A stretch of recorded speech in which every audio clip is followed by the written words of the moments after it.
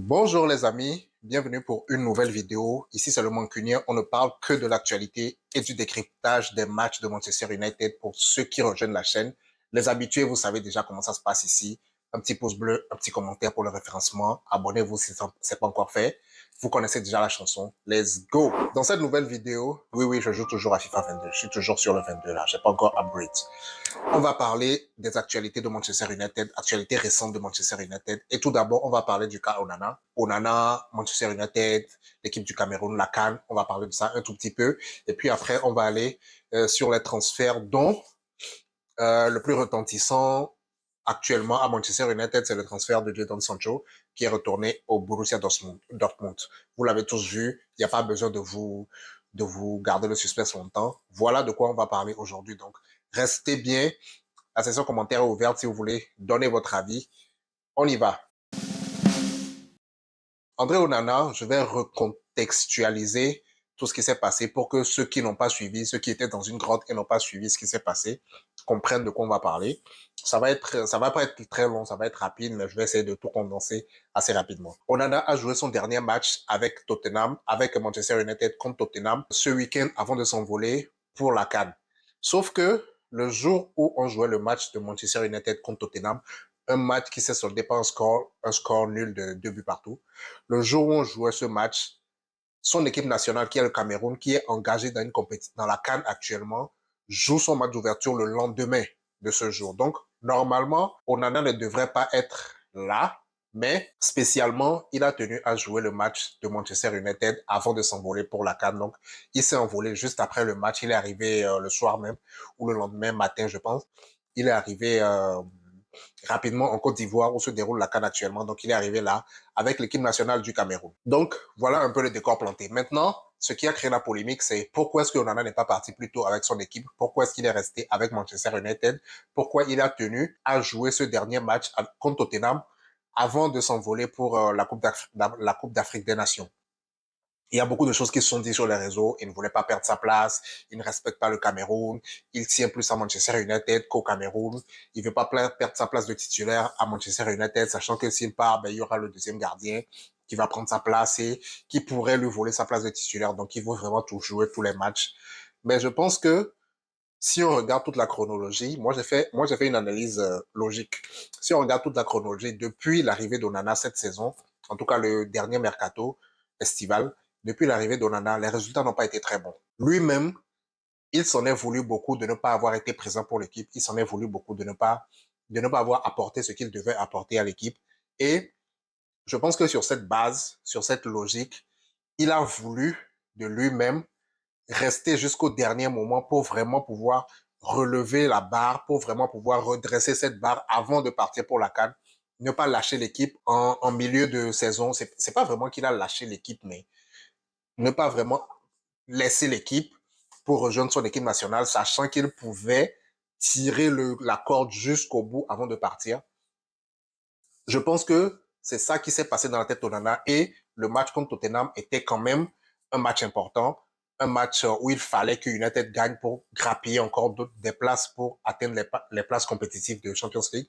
Donc, je pense que Onana foncièrement s'est dit que il faut qu'il reste le plus possible pour quand même rattraper les bourdes qu'il a fait, pour quand même aider un peu plus l'équipe, plus qu'il ne l'a déjà fait, moins qu'il ne l'a déjà fait et plus qu'il voudrait le faire. Donc, je pense il a vraiment voulu rester pour remonter la pente.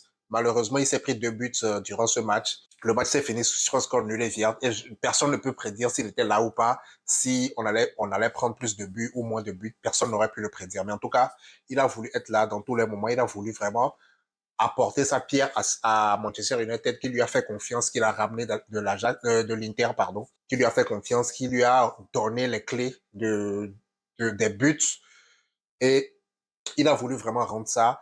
Malheureusement, depuis le début de la saison, ça n'a pas été le cas. Malheureusement, depuis le début de la saison, il y a eu plusieurs bourdes. On connaît l'histoire, on ne va pas la répéter. Ça fait très, très mal. Il y a eu plusieurs bourdes en Champions League, en championnat. Il y a eu plusieurs défaites qui sont en grande partie attribuées aux prestations d'André Onana. Donc, je pense qu'il veut juste remonter la pente. Contrairement à tout ce qui se dit sur les réseaux, contrairement aux gens qui prétendent que André Onana ne veut pas perdre sa place. André Onana, certainement, ne va pas perdre sa place. Même si il va jusqu'au bout de la compétition à la CAN, une compétition qui se finit début février, même s'il va au bout de cette compétition, au pire, il va rater 2-3 matchs. Il ne va pas perdre sa place à cause de 2-3 matchs. Dès qu'il revient, il va reprendre sa place. En plus, il revient d'une compétition. Il revient pas de vacances où il ne sera pas en forme et tout. Il est parti pour une autre compétition et il va revenir d'une compétition. Donc, il aura toujours du football dans les jambes. Admettons qu'il n'aille pas au bout de cette canne, ben, il va peut-être perdre un match ou même pas de match. Il va peut-être pas rater, il va peut-être rater aucun match. Admettons qu'il n'aille pas au bout, que le Cameroun, pardon, n'aille pas au bout de la compétition. Il va peut-être rater aucun match. Le prochain match de Manchester United, c'est le 28 janvier. C'est dans une semaine. Dans une semaine, ils seront encore dans les phases de poule. Mais, admettons qu'il ne dépasse pas les phases de poule, il va perdre un match, maximum deux. Mais admettons qu'il aille au bout de la compétition, il va perdre 3-4 matchs. C'est pas la fin du monde. André Onana ne va pas perdre sa place de titulaire en 3-4 matchs. Donc, je pense que, en analysant les choses comme ça, en présentant le tableau comme ça, je pense que André Onana n'a pas voulu vraiment aider l'équipe comme il aurait voulu le faire, comme il n'a pas pu le faire depuis le début de la saison, aider l'équipe le plus possible avant de s'envoler pour la CAN. Et en plus de ça, d'après les dires de son sélectionneur en équipe nationale, il a eu une autorisation, un passe-droit spécial pour rester vraiment. Donc, il ne l'a pas fait, il n'a pas été à l'encontre de qui que ce soit. Il a demandé la permission, on lui a accordé et il est resté. Tout a été fait légalement, normalement. Tout le monde savait, en tout cas dans la fédération, dans l'équipe nationale du Cameroun, tout le monde savait qu'il allait rater ce premier match et c'était autorisé. Il avait un passe-droit, donc il pouvait rester jusqu'au dernier moment. C'est ce qu'il a fait. Il a joué le match contre Tottenham et il s'est envolé la nuit même pour arriver au Cameroun. Voilà le cas André Onana, voilà l'analyse que j'en ai faite. Ce sujet, il est clos, il est arrivé, c'est bon, il va jouer le prochain match. Je ne sais pas c'est quand le prochain match, par rapport à cette vidéo, en tout cas, je ne sais pas c'est quand. Donc, il va jouer le prochain match et tout va retourner dans l'ordre. On ne sait pas jusqu'où le Cameroun va aller dans la compétition, mais au pire, il rate 3-4 matchs. Deuxième actualité, Mercato maintenant, le transfert d'Hannibal Mejbri à Séville. Hannibal Mejbri, c'est un joueur qu'on a découvert la saison dernière, beaucoup plus la saison dernière, et également cette saison. C'est un joueur très énergétique, c'est un joueur qui court partout, un joueur qu'on aime beaucoup à Manchester United, je le sais, tu le sais, je le sais, on l'aime beaucoup. C'est un joueur qui court, qui presse, dès qu'il perd le ballon, il court pour aller le récupérer. C'est un joueur très énergétique et on aime les joueurs comme ça, Hannibal Mejbri. C'est pas un joueur qui est très technique, c'est pas un joueur qui a une très belle vision de jeu, mais c'est un joueur qui court. Ça, on ne va pas lui enlever. C'est un joueur qui court beaucoup et c'est un joueur qui apporte toujours cette débauche d'énergie dans le milieu de terrain. Chaque fois qu'il entre en jeu, chaque fois qu'il est titulaire, il a toujours cette débauche d'énergie et je pense que c'est une des raisons pour lesquelles Ten Hag l'apprécie beaucoup et l'a ramené en équipe première alors qu'il jouait avec les jeunes. Que ce soit Hannibal, que ce soit quel autre joueur est venu de l'équipe des jeunes. En tout cas, il y a 2-3 joueurs qui sont arrivés de l'équipe des jeunes, donc Hannibal en fait partie. Il y a Kambuala, le défenseur, également. Il y a Kobe Maino, la révélation, qui est aussi monté des jeunes. Donc, ce sont des joueurs qui, en tout cas, Hannibal, c'est un joueur qui a cette débauche d'énergie.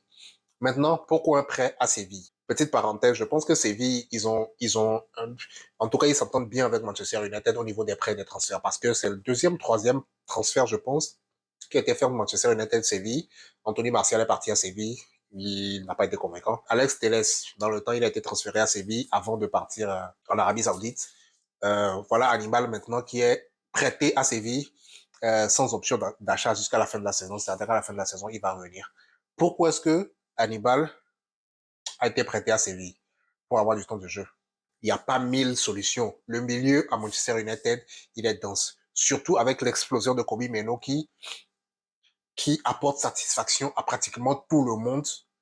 Le milieu, il est dense. Kobe Meno, Casemiro, Eriksen, Bruno Fernandes, McTominay. Il y en a plein. Il y en a plein au milieu. Et Hannibal, c'est un joueur qui a envie de jouer certainement, qui a envie de développer ses talents, mais qui n'arrive pas à trouver sa place dans ce milieu. Surtout que, avec les techniques mises en place par Erik Ten Hag, Hannibal Mejbri a un peu du mal à trouver sa place dans ce milieu, dans ce milieu récupérateur. Hannibal, il n'est pas très récupérateur, mais il est plus offensif, il est plus porté vers l'avant. C'est un joueur qui, comme je l'ai dit, qui a beaucoup d'énergie, qui court. Il est également à la récupération, oui, mais pas très quand dans le système dans lequel il est mis, il n'est pas milieu récupérateur, il est plus milieu offensif vers l'avant, créateur, mais en milieu créateur, il y a d'autres joueurs qui le font assez bien, très bien même. Donc, j'ai oublié aussi ce bon vieux Amrabat qui est également au milieu. Donc, franchement, ce milieu, il est dans Amrabat aussi qui est parti à la CAN avec sa sélection marocaine. Donc, ce milieu, il est dans. Je pense que Hannibal, c'est un joueur d'avenir, c'est un joueur sur lequel on peut compter, mais il lui faut acquérir de l'expérience, il lui faut avoir du temps de jeu, il lui faut maîtriser son potentiel et un prêt à Séville, c'est la meilleure des choses qui puisse lui arriver. Séville, qui est une grande équipe, il n'est pas parti en prêt dans une équipe moyenne. Séville qui est une grande équipe, Séville qui joue des compétitions européennes. Le championnat d'Espagne, c'est un très bon championnat. C'est un championnat qui forme l'équipe de Séville avec son coach. Il lance beaucoup de jeunes. Donc, tout est parfait, tout est carré, tout est parfait pour que Hannibal puisse vraiment se développer. En tout cas, sur cette deuxième partie de saison, puisse vraiment acquérir du temps de jeu, acquérir de l'expérience et de retour maintenant Manchester United avec une pré-saison qu'il pourra faire avec l'équipe première. Il pourra offrir de belles choses à Manchester United. En tout cas, il pourra, pour la saison prochaine et pour les saisons à venir, avoir plus de temps de jeu à Manchester United vu que je pense bien qu'il y a beaucoup de joueurs en ce milieu, en tout cas, qui vont partir. Je pense à Casemiro, je pense à Eriksen, je pense dans une moindre mesure à McTominay. Je ne sais pas ce qu'il en est, mais dans une moindre mesure à McTominay. Donc, Eriksen aura à gratter du temps de jeu. Forcément, il aura à gratter du temps de jeu dans ce milieu. Donc, très bon point pour lui. Il a bien fait de partir, il a bien fait d'aller à Séville, aller jouer là-bas tranquillement. Il fait sa saison, il finit sa saison là-bas et puis à la fin de la saison, il revient à Manchester United. Prêt, sans option d'achat, je le répète, à Séville. Le gros dossier de Manchester United, c'est ce transfert de Jadon Sancho au Borussia Dortmund. Alors, Jadon Sancho, ça fait depuis le début de la saison. Je contextualise aussi pour que ceux qui vivaient dans une grotte, qui ne savaient pas ce qui s'est passé, comprennent d'où vient, d'où est partie l'histoire de Jadon Sancho jusqu'à aboutir à un transfert, à un prêt en tout cas, sans option d'achat au Borussia Dortmund. Il faut bien préciser. Transfert, prêt, prêt sans option d'achat, prêt avec option d'achat. Ce sont des détails qu'il faut préciser pour bien contextualiser les trucs. C'est pour ça que j'insiste dessus. Un prêt donc sans option d'achat. C'est-à-dire qu'à la fin de la saison, il revient à Manchester United. Clair et net. Bon, Jadon Sancho, cette saison, il a joué 2-3 matchs, si ma mémoire est bonne. Il a joué 2-3 matchs. La saison dernière, il n'a pas joué beaucoup de matchs. Il a eu l'autorisation pour partir, remettre ses idées en place, on va le dire comme ça. Personne n'a compris ce qui s'était passé. Il est parti pendant un mois, je sais plus, un mois et demi, remettre ses idées en place, se retrouver avant de revenir. Mais depuis la saison dernière, Jadon Sancho, avec Manchester United, ça commençait à devenir compliqué. Au début, il jouait beaucoup, oui, il était titulaire même, il jouait beaucoup, il apportait plus ou moins des belles choses, mais depuis la saison dernière jusqu'à cette saison, ça commençait à devenir compliqué entre lui et Manchester United. Et cette saison, le facteur X qui a fait tout exploser, c'est évidemment cette critique que Eric Ten Hag a fait à Jadon Sancho devant les médias en disant qu'à l'entraînement, il ne donnait pas un bon rendement. Et Jadon Sancho, à son tour, a répondu à Eric Ten Hag sur les réseaux sociaux en disant que Eric Ten Hag cherche toujours un bouc émissaire et ça ne sera pas lui cette fois-ci. Donc, Eric Ten Hag, pour dire ça en bon français, ment sur son compte, c'est-à-dire qu'à l'entraînement, il donne tout ce qu'il peut et même dans les matchs, il donne tout ce qu'il peut, mais le coach ment pour son compte à dire que il ne donne pas, il ne donne pas un bon rendement à l'entraînement. C'est pour ça qu'il n'a pas été sur la feuille de match. Je ne me rappelle plus c'était quel match, mais Sancho n'était pas là sur la feuille de match. Et 2, 3 précédents matchs, je pense qu'il était remplaçant. Un match, il était titulaire. 2 matchs, il était remplaçant. Un truc comme ça. Donc, il n'était pas là et un journaliste a posé la question pourquoi Jadon Sancho n'est pas là et Eric Ten Hag a répondu qu'il ne donnait pas un bon rendement à l'entraînement. C'est pour ça qu'il ne l'a pas mis titulaire dans ce match. Je pense que dans le match, il n'est même pas rentré. Il est resté sur le banc jusqu'à la fin du match.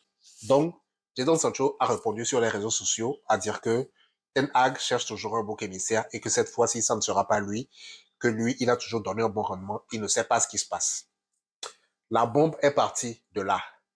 À partir de ce moment, Jadon Sancho a été blacklisté du centre d'entraînement, de la feuille de match, des matchs, des déjeuners d'équipe. Il a été blacklisté de tout. Le nom Jadon Sancho n'apparaissait plus nulle part à Manchester United. On aurait dit que c'était un employé fictif. C'est un joueur fictif. Il n'apparaissait nulle part. Ni son nom, ni sa tête, ni rien. N'apparaissait nulle part. Il faut dire que Ten Hag a quand même des méthodes très, très radicales. Ten Hag, c'est un coach. Quand il est arrivé, il avait dit qu'il sera l'ami de tout le monde, mais il sera également leur coach. C'est-à-dire qu'il va être dur quand il faut être dur et il va rigoler quand il faut rigoler.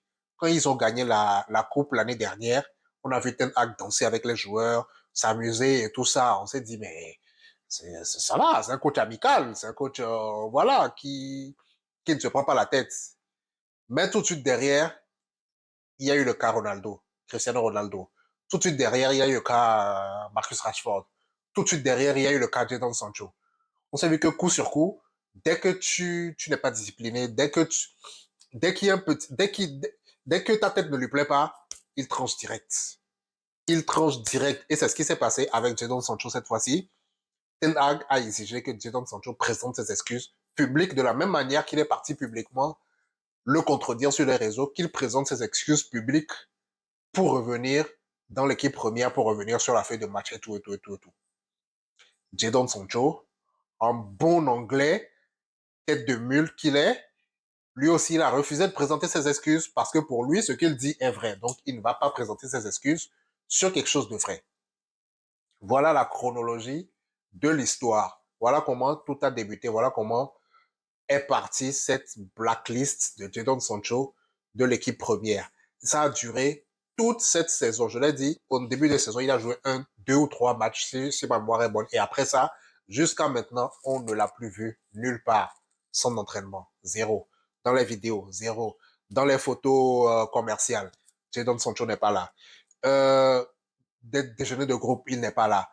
Il s'entraîne tout seul avec un coach personnel. Il n'est plus dans l'équipe jusqu'à maintenant. Et là, il y a l'opportunité, Borussia Dortmund qui s'est présenté, le club d'où il vient, le club où il était avant d'arriver à Manchester United s'est présenté, ils se sont dit, hey, mais Jadon, tu ne joues pas, reviens chez nous, reviens à la maison, on va t'accueillir, on va te faire jouer, tu vas retrouver ton mojo. Donc, il y a eu les pourparlers, transfert, mercato, ils ont attendu le mercato hivernal et récemment, Jadon Sancho a rejoint le Borussia Dortmund. Il a rejoint le Borussia Dortmund en prêt sans option d'achat. C'est-à-dire que d'ici la fin de la saison, Sancho, enfin à la fin de la saison, Sancho va revenir à Manchester United. Bon, déjà, son prêt au Borussia Dortmund. Quand il est arrivé, il a dit il va enfin pouvoir rejouer au football avec le sourire aux lèvres. Traduction, il jouait au football sans le sourire aux lèvres à Manchester United. Donc, il est arrivé à Dortmund, on a vu les vidéos, on l'a tous vu, il était tout content, tout heureux. Je pense que pour son premier match, même, il a fait une passe décisive. Donc, il était tout content, il saluait tout le monde était heureux de le voir, il était heureux de voir tout le monde. Bref, très, très bonne ambiance. Et moi, ça m'a fait plaisir de le voir sourire, ça m'a fait plaisir juste de le voir heureux. Ça m'a fait plaisir parce que c'est un joueur que j'aime beaucoup. Depuis le Borussia Dortmund où il jouait, je l'aimais beaucoup. Avant même, quand il est arrivé à United, moi, j'étais très, très content d'avoir un joueur comme ça à United. Donc, Jadon Sancho arrivé au Borussia Dortmund, très très heureux, très content. Il sourit avec tout le monde. Il a même dit en interview qu'il était heureux d'être là, de pouvoir rejouer au football avec le sourire sur son visage. C'est tout ce qu'il demandait, c'est tout ce qu'il voulait. Donc, très bon point pour lui. Et je pense très bon point pour le Borussia aussi, qui est une équipe très joueuse, qui est une équipe qui correspond peut-être mieux à Jadon Sancho que Manchester United. Maintenant, qu'est-ce qui va se passer à la fin de la saison? Je pense qu'il y a quelques cas qu'on va élucider et vous me direz dans les commentaires lequel cas serait le mieux pour Jadon Sancho, également pour Manchester United, parce que c'est ce qui compte. Premier cas, à la fin de la saison, Eric Ten Hag se fait licencier. Là, Jadon Sancho revient, nouveau coach, tout repart à zéro. Ça, c'est le premier cas. Deuxième cas, il fait une très bonne fin de saison au Borussia Dortmund. Il revient à United. Eric Ten Hag est toujours là, mais les choses s'apaisent entre eux. Un nouveau directeur sportif, une nouvelle direction, donc il y aura des pourparlers et tout ça. On va voir comment ça va se dérouler. Les choses s'apaisent entre eux et il rejoint l'effectif. Troisième cas, il fait une bonne saison au Borussia Dortmund, il se relance, il revient et pendant le mercato estival, il est vendu, il est revendu à un autre club, que ce soit revendu au Borussia ou à un autre club, peu importe, mais il fait remonter sa cote au Borussia pendant cette fin de saison et à son retour à United, il se fait vendre. Moi, ce qui me plairait, ce qui n'est peut-être pas évident pour tout le monde, ce qui n'est peut-être pas la solution idéale, mais moi, ce qui me plairait, c'est qu'il revienne à United, qu'il apaise les tensions avec Ten Hag, qu'il retrouve le football avec ses amis, avec Rashford, avec Rasmus Højlund et tout ça, qu'il revienne et qu'il prenne la place d'Anthony. Parce que Anthony, je suis fatigué. Je suis fatigué d'Anthony. Moi, c'est ça qui me plairait. Maintenant, qu'est-ce qui va se passer? On attend de voir. En tout cas, très très bonne chance à Jadon Sancho. J'espère que il va très très bien performer. J'espère que son retour au Borussia Dortmund va lui faire tout le bien. Quand il est parti, il y avait Haaland au Borussia, il y avait Jude Bellingham avec lui. Aujourd'hui, tous ces joueurs ne sont plus là. Marco Reus, il est toujours là, mais il y a d'autres joueurs qui sont là également. Donc, j'espère qu'il va retrouver son mojo. J'espère qu'il va retrouver du football, qu'il va retrouver le sourire. Et quand il va revenir à Manchester United, tout sera relancé, que ce soit avec ou sans Erik Ten Hag. Ça, c'est un autre sujet qu'on doit débattre aussi, les amis. Donc, attendez. Ne vous inquiétez pas. C'est un sujet que je prépare très, très bien pour vous. Erik Ten Hag, doit-il rester à Manchester United ou pas? Ça sera chaud. Donc, restez bien avec moi. Je vais vous débriefer tout ça, pardon. Je vais vous débriefer tout ça. Fin de cette vidéo aujourd'hui. On se retrouve pour la prochaine. Ciao.